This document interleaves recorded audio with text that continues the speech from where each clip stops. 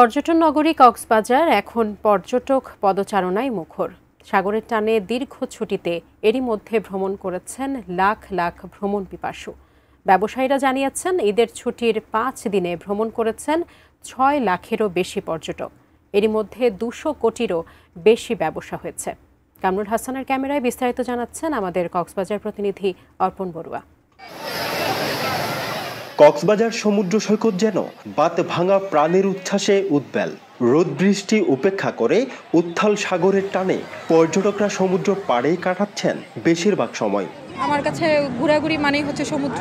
সমুদ্রটা হচ্ছে এমন একটা জিনিস যেখানে মানুষের শান্তি কাজ করে, তো এখানে এসে আমাদের অনেক ভালো লাগছে।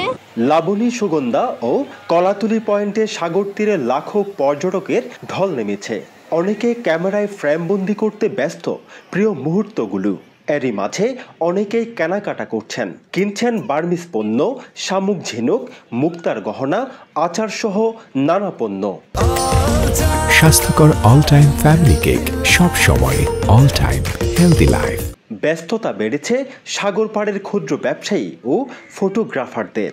দীর্ঘদিন ছুটি পাওয়াতে মানুষ অনেক স্বাচ্ছন্দ্য বোধ করতেছে। 5 শতাধিক hotel, motel, guest house, cottage ও রিসোর্টগুলো এখন পর্যটকে কানায় কানায় পূর্ণ।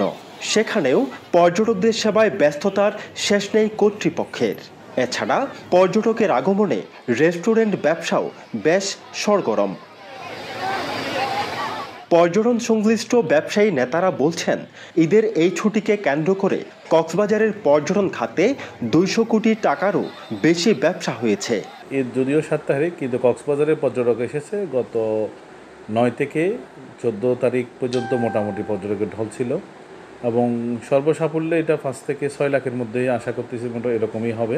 শুটকি, শামুক, ঝিনুক সব কিছু মিলিয়ে কক্সবাজারের যেই ব্যবসায়ী কেন্দ্রগুলোতে আছে এগুলো আশা করতে 2 থেকে 2.25 কোটি টাকার মতো ব্যবসা হবে বলে আমরা আশা করতেছি। কক্সবাজার পর্যটন খাত থেকে প্রতি বছরই বিপুল পরিমাণ রাজস্ব আয় করে সরকার।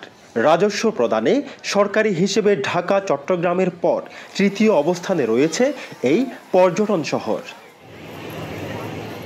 অর্পণ বড়ুয়া, এটিএন নিউজ, কক্সবাজার।